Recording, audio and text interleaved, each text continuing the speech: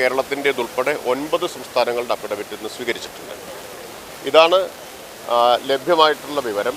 അതിനപ്പുറം ഈ വാക്കാൽ നിരീക്ഷണങ്ങളെ സംബന്ധിച്ച് മാധ്യമങ്ങൾ നടത്തിയ അഭിപ്രായ പ്രകടനങ്ങളല്ലാതെ പ്രത്യേകിച്ച് എന്തെങ്കിലും ഒരു പുതിയ ഡയറക്ഷൻ കോടതി വിധിയിൽ വന്നതായിട്ട് ഇതുവരെ അറിവില്ല. ഇതെല്ലാം നേരത്തെ ഇങ്ങനെ പല അഭിപ്രായ പ്രകടനങ്ങളും നടന്നിട്ടുണ്ട്.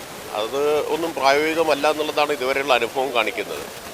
കാരണം തെരുവ് നായ്ക്കളെ മുഴുവൻ പൊതുസ്ഥലത്ത് നിന്ന് മാറ്റണം എന്ന് പറയുമ്പോൾ എവിടെ കൊണ്ടുപോയിട്ടാണ് ഇവരെ പാർപ്പിക്കുക? ഇപ്പോൾ കേരളം നേരിടുന്നൊരു പ്രശ്നം വലിയ ജനസാന്ദ്രതയുള്ളൊരു സംസ്ഥാനമാണ്. ഇവിടെ നഗരഗ്രാമ വ്യത്യാസമൊന്നുമില്ലാത്തൊരു സ്ഥലമാണ്.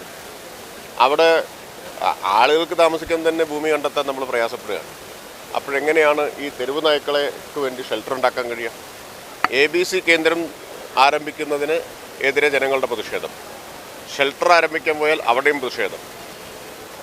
അപ്പം അതുകൊണ്ട് കുറേ കൂടി പ്രായോഗികമായിട്ടുള്ള നിർദ്ദേശങ്ങൾ ആണ് നമുക്ക് ഉണ്ടാവേണ്ടത്.